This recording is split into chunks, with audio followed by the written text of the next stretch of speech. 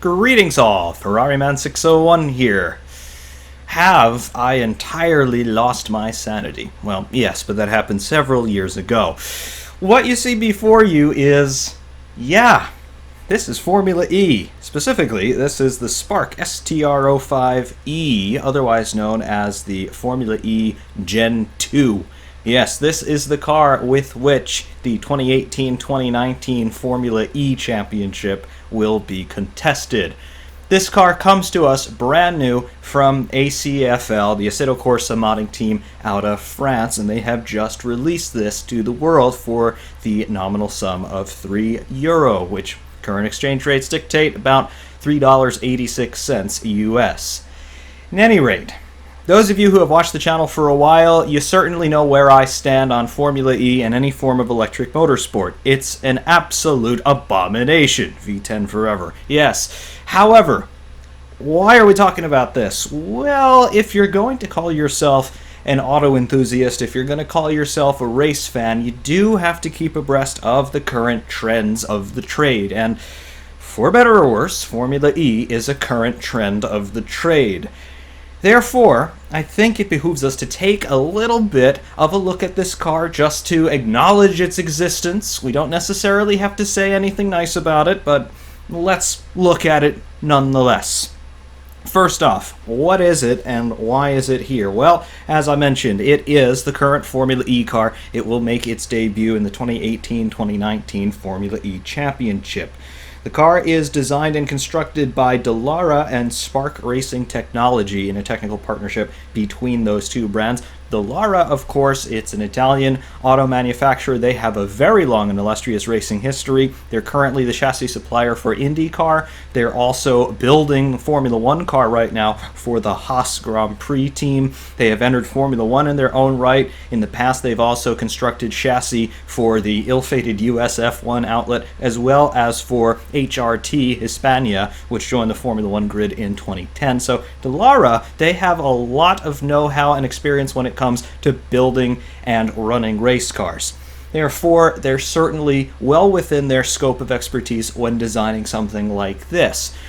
On the face of it, there's really not much different about this car than it has with its more conventional cousins, let's say. Aside from the fact that this is electric, we're talking about an open-wheeled, big air quotes there, an open-wheeled racing car, single-seater. So the sorts of technical innovations and general characteristics that we see on other open-wheeled cars, we'll also find them on this one. The chassis, it's an all-carbon chassis. It's a carbon fiber monocoque with aluminum honeycomb composite structures in there as well for a little bit of extra reinforcement, and of course crash protection in the cockpit area. So carbon layup monocoque, just like you see in Formula One now for the past 25-30 years or so.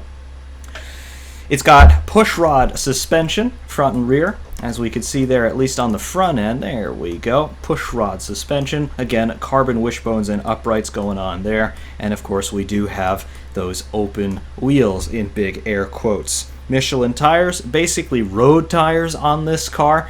Of course, Formula E, like its bigger brother or distant cousin or completely unrelated series Formula One, yes, I hope it remains completely unrelated, they will be racing in wet and dry conditions. Therefore, we need rubber that's going to deal with that. Unlike Formula One and other open-wheel series, Formula E does not have different tire compounds or different tire tread block patterns for different conditions. They just run one tire, wet or dry, therefore Michelin running on these effective road tires here. In terms of the brakes, we have got carbon discs and carbon pads front and rear. You see ACFL giving us some detail there of the brake assembly inside the wheels there. Overall dimensions on this car.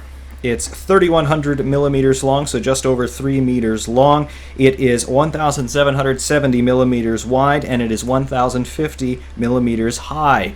The big number of all of this, though, is the weight. Formula One cars today are running around 630, 640 kilograms in the minimum weight. Here we're running 900 kilograms, so this car is significantly heavier than a Formula One car. Therefore, the performance, before we even get into the horsepower, is going to be quite below what you'd expect from certainly Formula One or even IndyCar, really. What do we have underneath the skin, though? What's generating our power? Well, we don't have an engine. There are no pistons, there are no cylinders, there are no valves, there's no combustion going on in this car. As a matter of fact, it is not directly burning any fuel at all. What we are running, though, is a 250 kilowatt electric motor. Yeah, it's an electric motor. There's no engine in this car at all. The only motive power it has is electric, courtesy of that motor. It generates 250 kilowatts. Now, it doesn't always generate 250 kilowatts, though. Formula E, as a way to market itself, as a way to try and grab headlines, they have implemented this idea called fan boost, where the spectators, both at the racetrack as well as watching on television in the extremely few locales, I might add as an aside, where Formula E is actually televised, and it doesn't even matter if the race happens to be in that particular locale, it might not necessarily be televised there. 2017 Brooklyn E-Prix, hello. Anyway, 270 kilowatts maximum, 250 rather, maximum capacity, but it only uses 200 kilowatts during the race. That extra 50 kilowatts is the fan boost. They'll also be able to use that in qualifying. Again, we mentioned Michelin Pilot Sport tires. They're 18 inches in diameter, front and rear. Again, carbon discs and pads courtesy of Brembo. Energy store in this car. Well, it's a battery that's been developed and manufactured by McLaren, but McLaren, they only do the initial design and then pre-assembly work in terms of making sure that all the components work together. There's another company called Lucid Motors which continues work on the battery. Sony also does some work on these batteries. We're talking about lithium ion cells, lithium polymer things. We're trying to push the limits of battery technology. That's basically the overall point of Formula E. We're trying to extend electrical range in terms of how far an electric vehicle can go before it either has a tremendous drop in performance or it just grinds to a halt unceremoniously. The longer range that you can get out of a battery pack with the same size and weight, that's obviously a measure of how efficient your battery system is. Therefore, if Formula E can sort of push the development of this technology forward, it does spell good things for the road-going electric car world.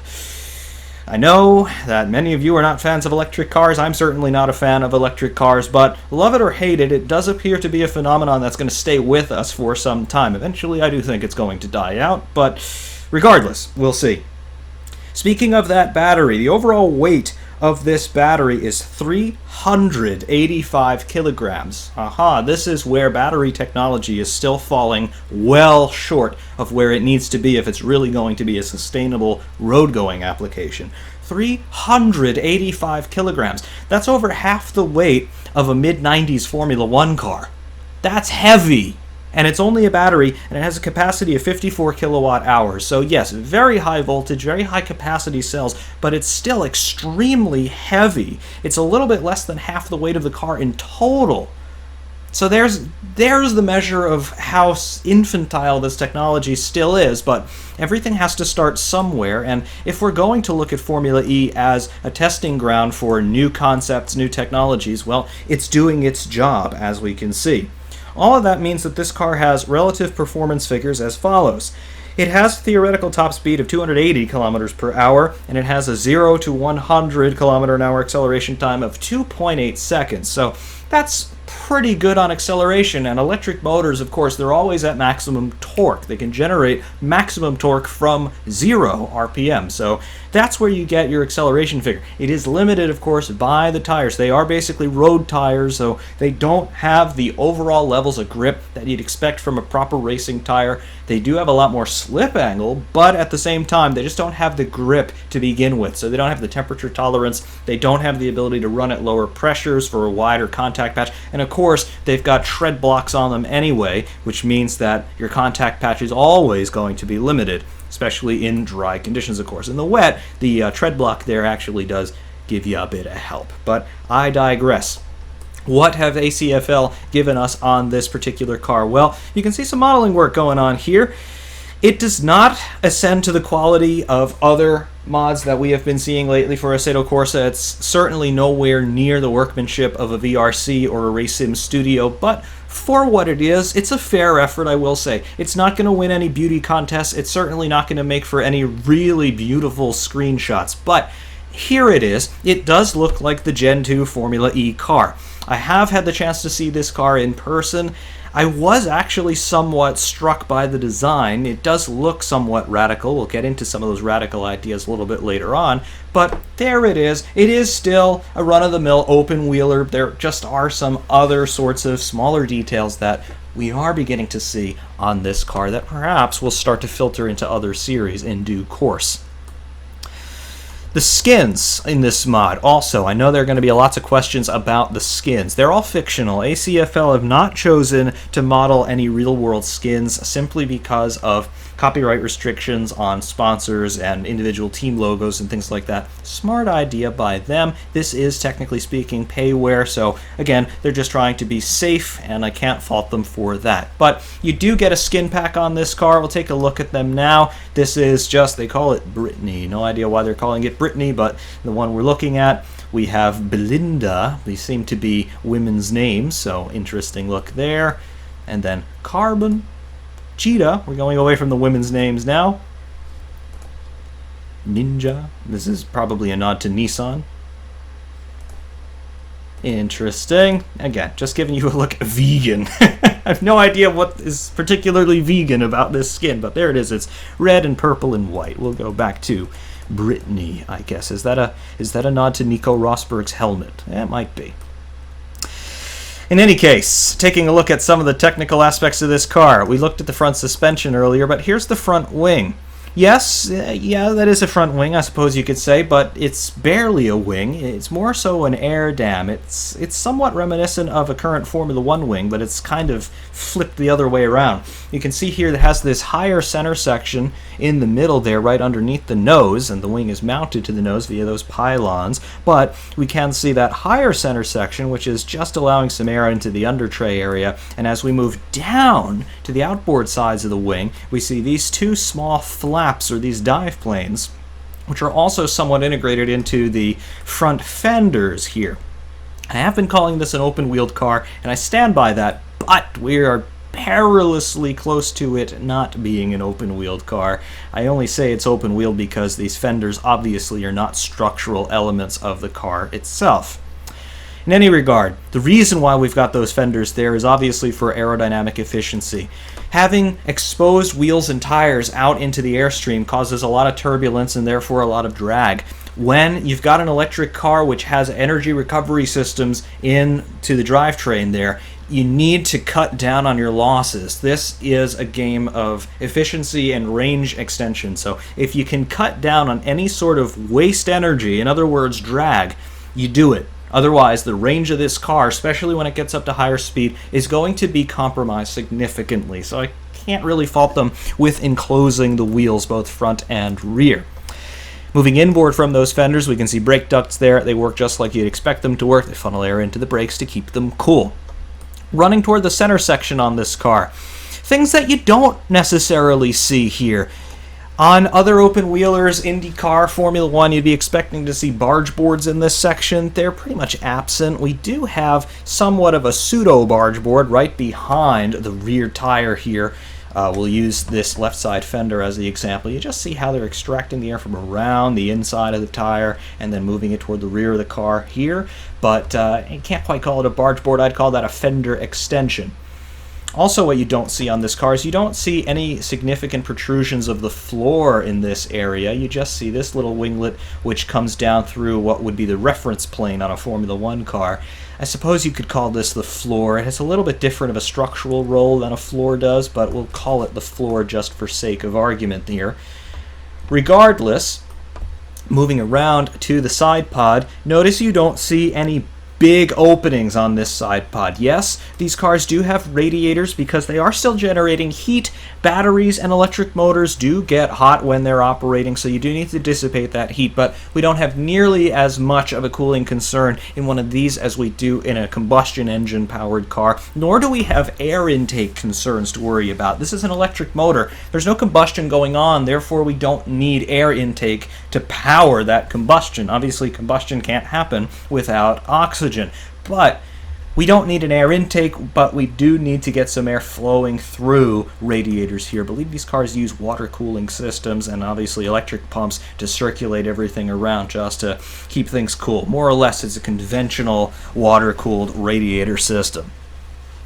Moving to rears, you can see what we're doing on the rear end of this car. It doesn't have a conventional rear wing in the sense of Formula 1, IndyCar, Formula 2, GP3, things like that. What we've got instead is this downwash wing, and it's a two-element wing, one on each side, and it's integrated once again, as was the front wing, with the fenders around the rear wheels. This wing, believe it or not, has Formula 1 origins. Back in 2005, the Overtaking Working Group was formed in Formula 1 to try and investigate why cars can't follow closely nose to tail through corners. One of the possible solutions that they came up with to be implemented in, believe it or not, 2008, obviously that didn't happen, was this split profile rear wing. They called it the downwash wing, the center downwash wing.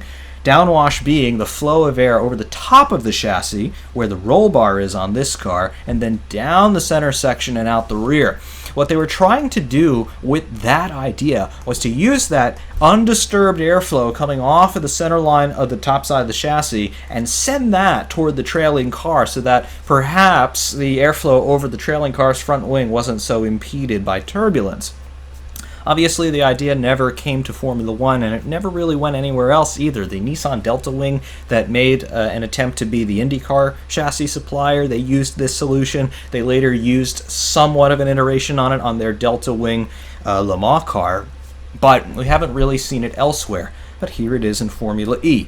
It works just like you'd expect a rear wing to work. It's just split in half, and both main planes, I guess you could call them, are much smaller than you'd expect to see. But there it is. It works the same way. You're putting downforce directly over each rear wheel, which probably has some performance potential as well.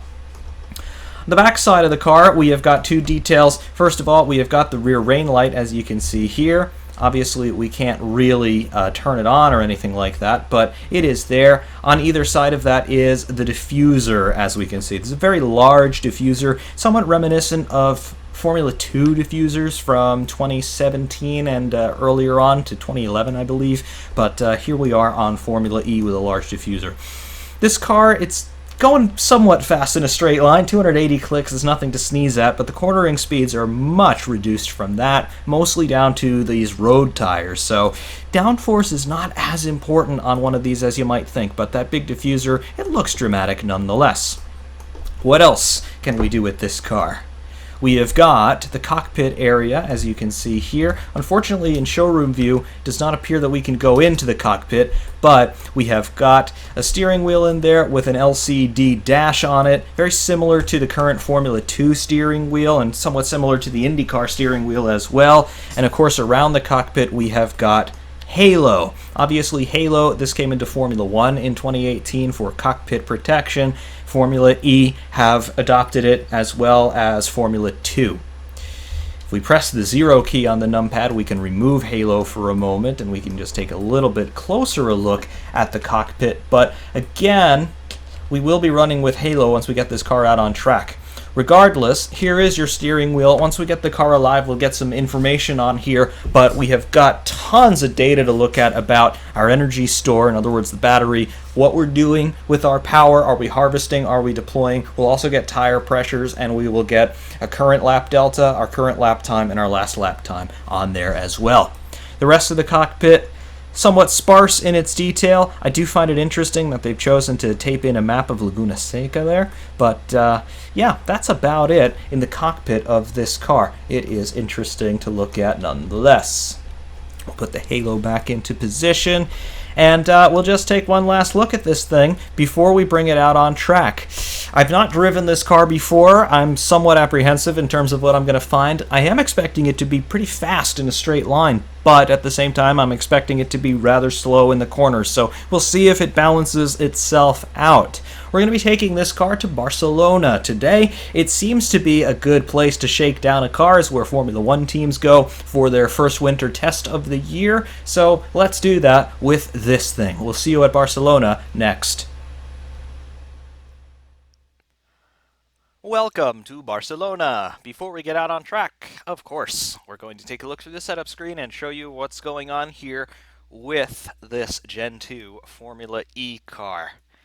Into the pit screen. First screen we get to is the gearbox. We have a 3-speed semi-automatic sequential box. We've got paddles on the steering wheel actuating that gearbox, fixed ratios. And being a 3-speed, they're all very widely stacked. First gear takes us up to 127 clicks, second to 197, and third to 284 at theoretical Vmax there.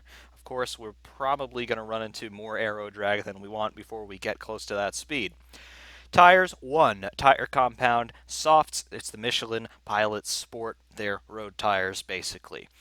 Default tire pressures, 15 psi on the front axle and 16 on the rear. We can bring them down to 8 at their lowest and up to 25 at their highest. Just double check that that's the same on the rear, and indeed it is. We'll bring them back to defaults.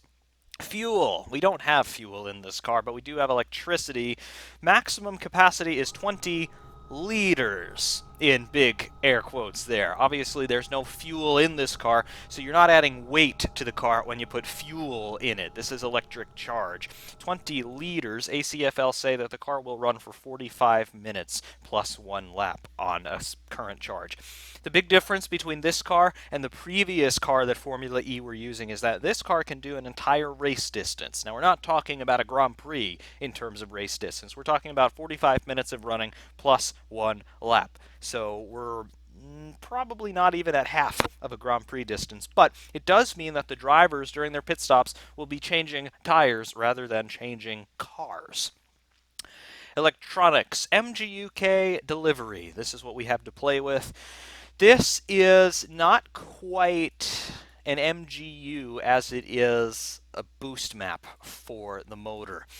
We have 3 settings, Eco, Neutral, and Max. And we'll get into this when we're out on track, but basically it does what it says it does. Eco is your most efficient setting, Neutral is a happy medium, and then Max is full beans. That'll be your 250 kilowatts. Aero, front and rear wings are what we have to play with. We don't have the angle of attack changing visually on the wings, but the effects obviously are going to be modeled in the sim. Front and rear wing, we can adjust there. Alignment, camber and toe, this is where things become more conventional. You can change this for all 4 corners, default values shown. Brakes, brake bias, and brake power, again, more conventional settings for us. Dampers, fast and slow, bound and rebound on all 4 corners, all conventional dampers here. Drivetrain, differential in power, coast, and preload. Again, this is a conventional differential. The car has an actual gearbox and an actual geared differential. Halo, we can turn the halo on or off. We'll run with it, considering that's how the car runs. Map. I don't know what this setting actually does. I think this may actually allude to the map inside the cockpit of Laguna Seca. Yes, it does. Go in the cockpit for a second. Yes, it actually does. Puts the track map in the center of the dash, or it puts it on the side. I don't know why they've bothered to do that, but they did. Suspension. Again, more conventional settings there. Anti-roll bar front and rear, as well as your ride heights and wheel rates. Advanced suspension settings, your Packers travel ranges, and the spring rate there on all 4 corners. And that's about it. Pit stop strategy, no changes there. Obviously, you could add fuel if you wanted to, but there's no fuel to add. Or you could change tires and tire pressures. So that's a conventional screen for us.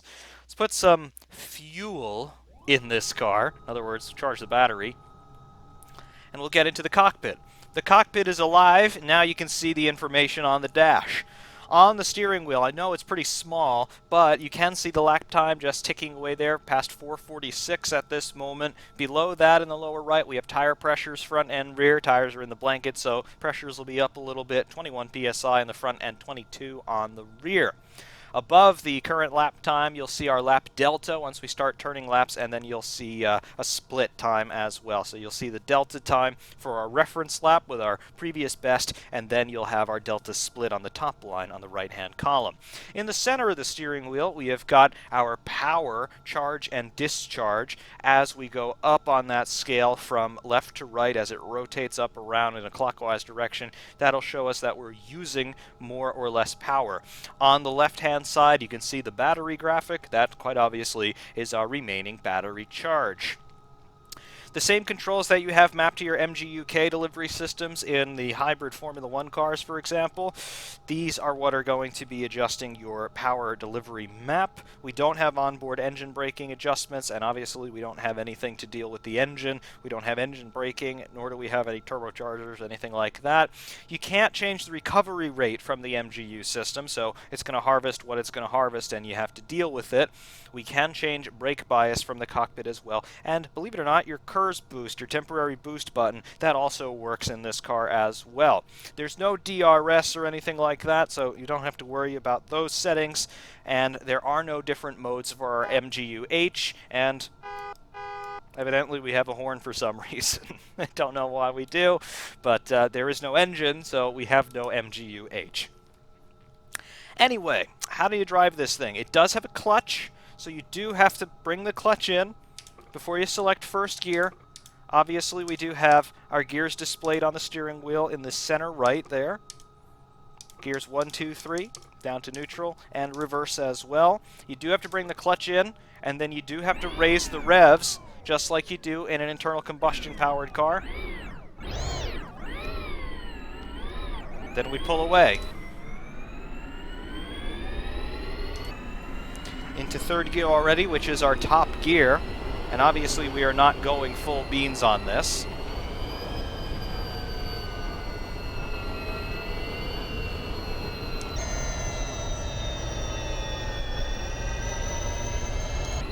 Let's just get an idea of what it's going to be.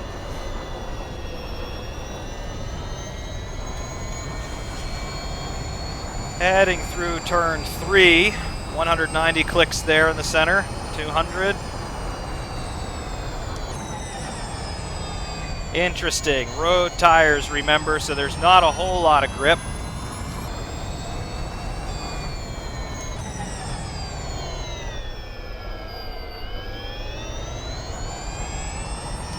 Just getting an idea here of how we have to read the dash. You can see in the center there, as we come off of the power, right now, you'll see how the gauge goes up clockwise and it displays a whole bunch of red. That shows regen. As we get on the power, the gauge goes counterclockwise or anti-clockwise down into the green section. That shows that we are using power. So it's a little counterintuitive there. The further into the red you are on the gauge, the more power you're actually harvesting.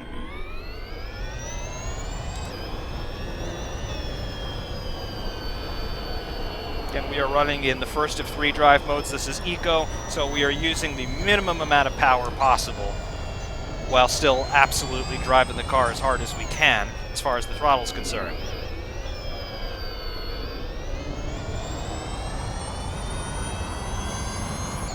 The gearbox works in a conventional manner. You upshift when the revs go up, and you downshift as you're slowing down. Initial impressions as we come down the start-finish straight for the first time. Well, doing 220 clicks, that's nothing to sneeze at. Getting onto the brakes here for turn 1. Brakes are all right. I was expecting the tires to be locking up a little bit sooner, but not so much of a lockup so far. Heading into turn 3, steering feels very light. I do get some decent force feedback over the curbs. I can feel the vibrations there, but the force feedback, it's very mild. There's nothing too spectacular going on with that.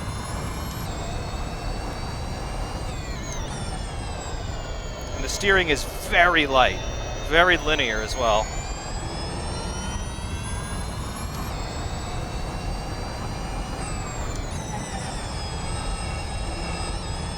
Heading over the curbs here through turn 6 and 7.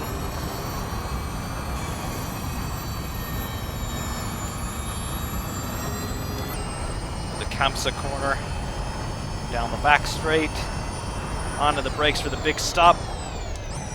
First gear, turn it in. Steering, yes, it is direct. It is rather direct. It's somewhat surprising, but as you can see, if you really throw the steering lock into it, of course you're going to get understeer. We're just dealing with road tires, remember.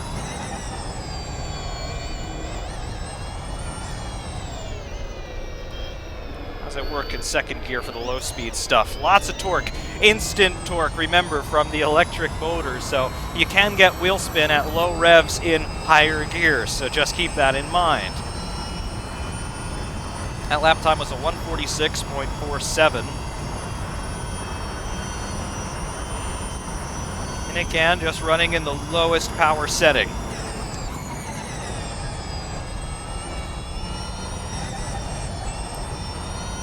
In terms of chassis balance, it actually doesn't feel too bad.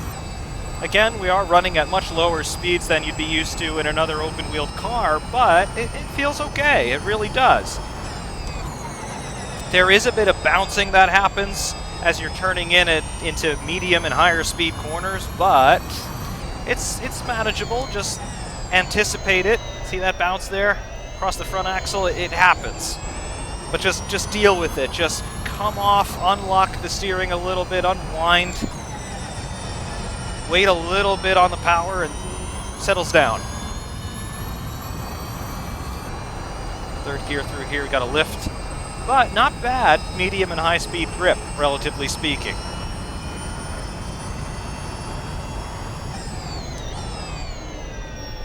Second gear, how is it on the torque there? Not bad. Again, there's no traction control or anything like that. You don't really need it, but it doesn't have it regardless. Power delivery, at least here in eco mode, is pretty consistent. It's not jarring, it's not violent.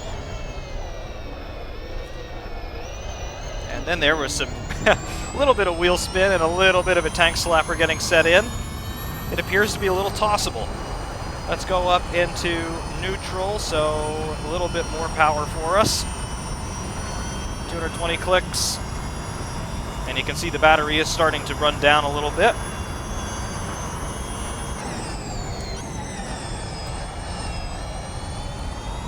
What we got? A little bit more power, a little bit more torque. Still no hint of understeer through here.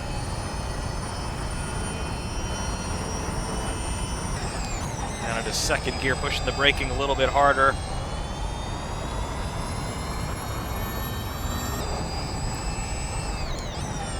Second gear again.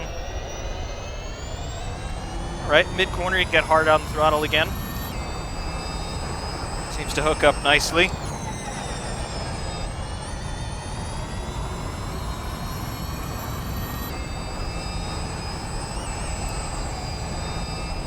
Capsa got to lift a bit on turn in, but then the acceleration mid-corner out is pretty good. Try first gear. I feel the diff locking as we get on power, that's nice.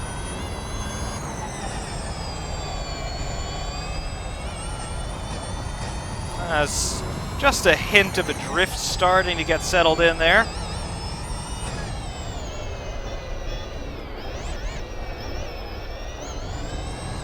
A little bit of wheel spin on exit out of the slow speed stuff. That's welcome. It's a 140.466, I believe that was, or 465, something like that. Not bad. 230 clicks. On the brakes. Pick up the apex fairly nicely. Full throttle. Not bad. Not bad at all.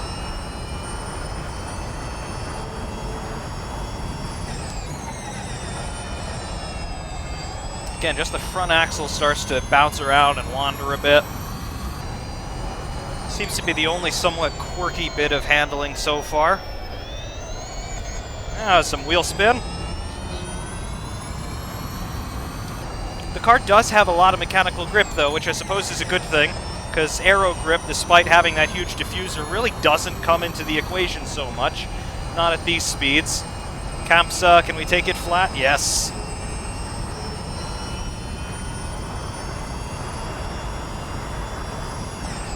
Hard on the brakes. That was full braking force. Didn't lock the wheels. That's actually pretty good. That's surprising for carbon brakes.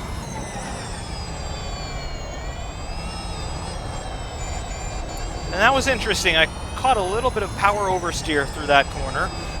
Went to correct it, and the front axle just had tons of grip, and we started to change direction. That's interesting. Let's go to full beans. Max. What does that give us? 230 clicks, 240. There's the straight line speed. 250. All right. We've got some fairly serious performance now.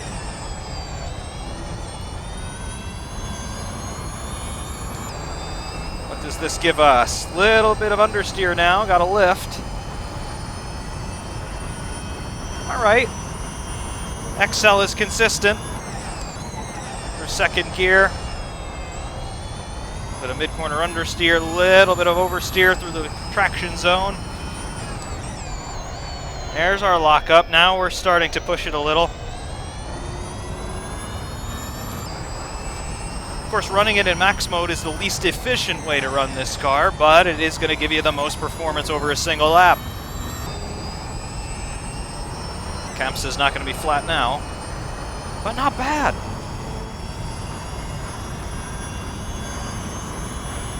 On the brakes.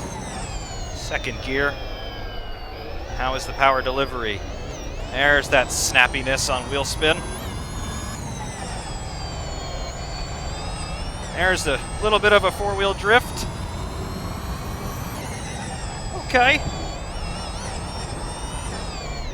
Rear axle bouncing around there trying to get the power on. And I'm hard on the throttle and I've got no power. Why have I got no power? In eco mode, I've got no power. This is weird. Motor's spooling up when I put it into neutral.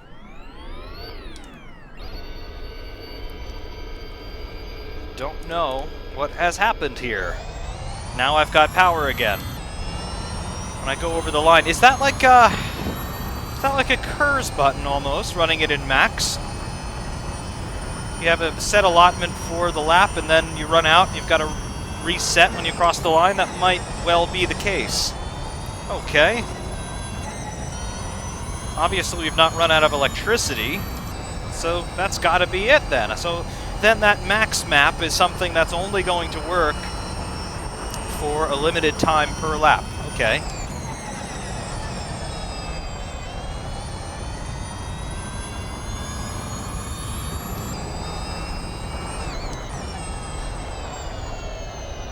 I wonder if that's the same as hitting the KERS button.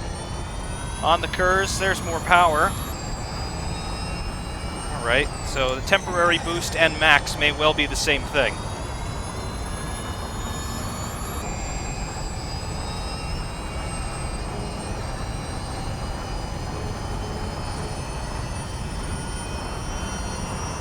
Appears that they would be.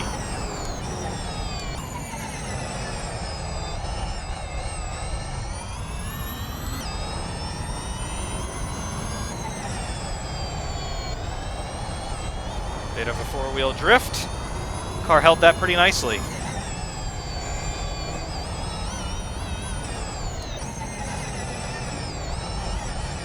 Start bounding over the curbs there. That's not bad. That's really not too bad at all. To max mode. Huh. Yeah, max still gives you more power than the temporary boost. But I'm not sure for how long it lasts. I don't have a gauge in here that's going to show me that. That's very sideways.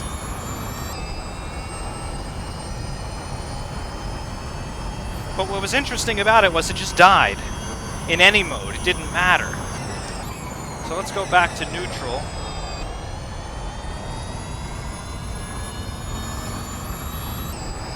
Huh. That's intriguing.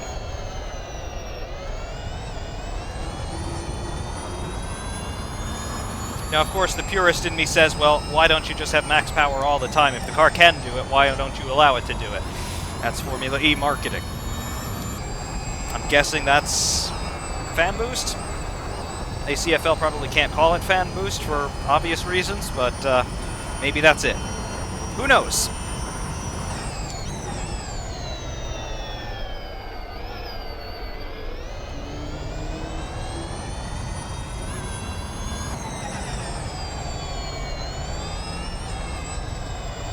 four-wheel tank slapper.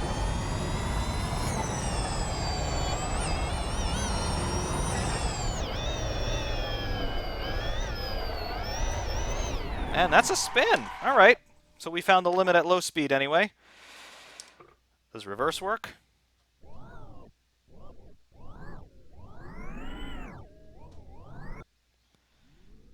All right, reverse does work, but you don't use the clutch for reverse, and it's only good at very low speed. Okay. Do you even need to use the clutch to set off? No. No, you don't. Okay. Again, an electric motor doesn't necessarily need a clutch. It doesn't have to keep spinning to stay active, unlike a combustion engine.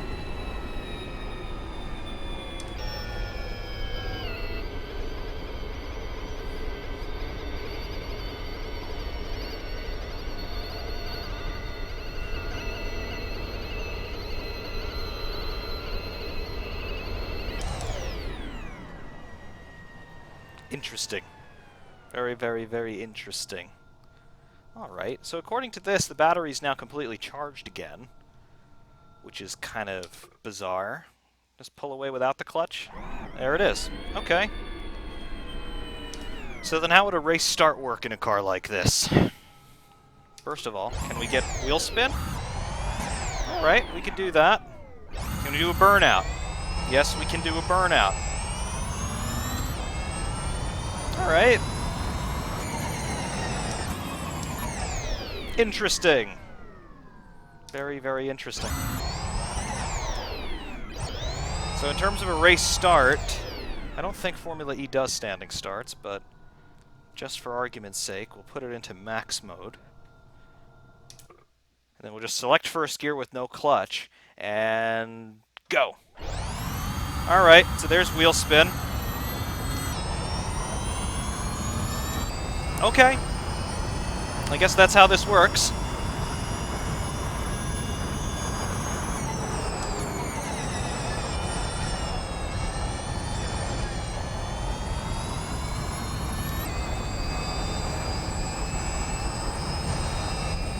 Makes me wonder then why it has a clutch at all.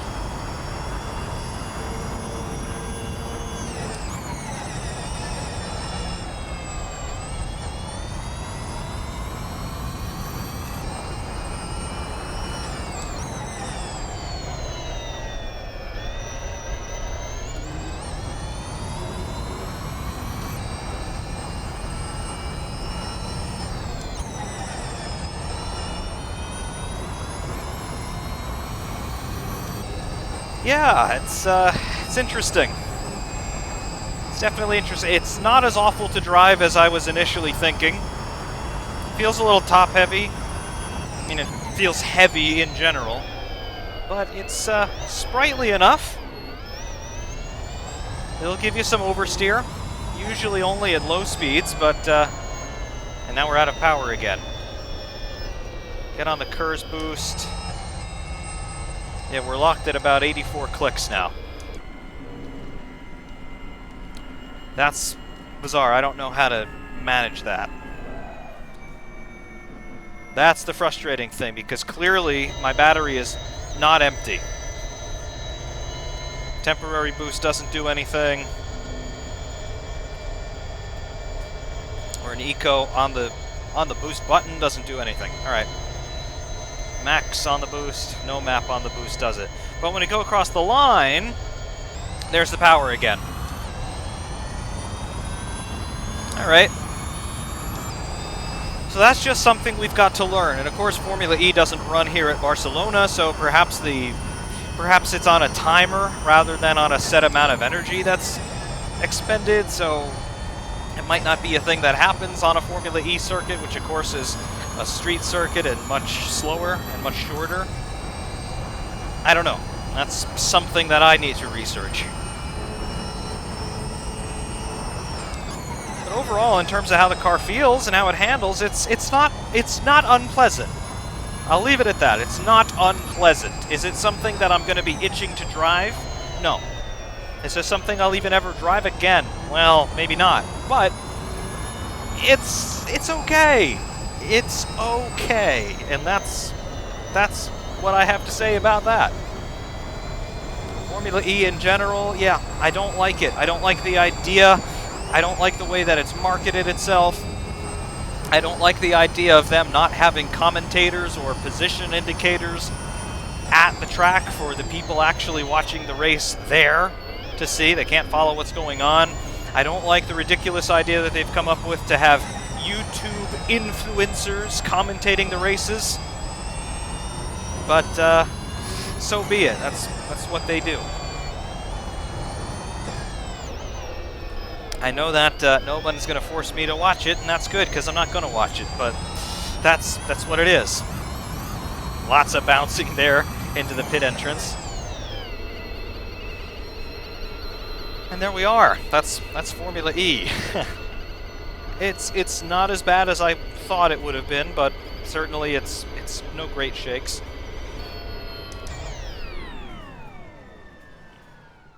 What if we do a pit stop real quick? Let's change tires.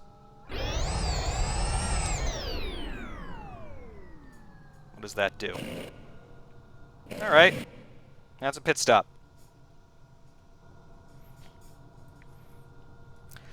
But yeah, that's what we've got from Formula E. It's different.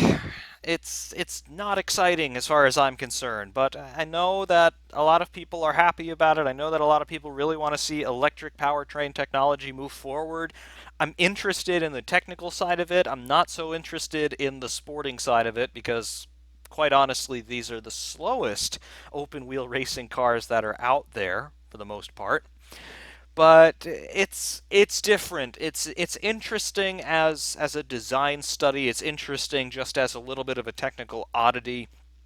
I do think that some of the technologies in Formula E are definitely aimed at the road-going automotive market. I know that the batteries, at very least, are, if not the drive systems themselves, but it's an interesting proving ground, and it's also interesting to see the wide array of manufacturers that have also become involved in Formula E. Obviously, we have got Audi in there, we have got Toyota, we've got BMW, Jaguar. There are quite a few high-profile companies that have found their way into Formula E, so you see what the world's automakers are doing there. They're obviously field testing ideas for the future, but it is what it is. And for this car from ACFL, for €3, it's worth it just to have the novelty of the driving experience. I don't know how well they race, but it's different. It's different, and my verdict on the car itself is it's okay. That's basically it. But I will leave you here with a look at a hot lap, or maybe two, depending on what we can do with that power setting in this car here at Barcelona from external as well as onboard shots. So stay tuned for the hot laps, everyone. Ferrari Man 601 saying thank you all very much for watching, and of course we will see you soon.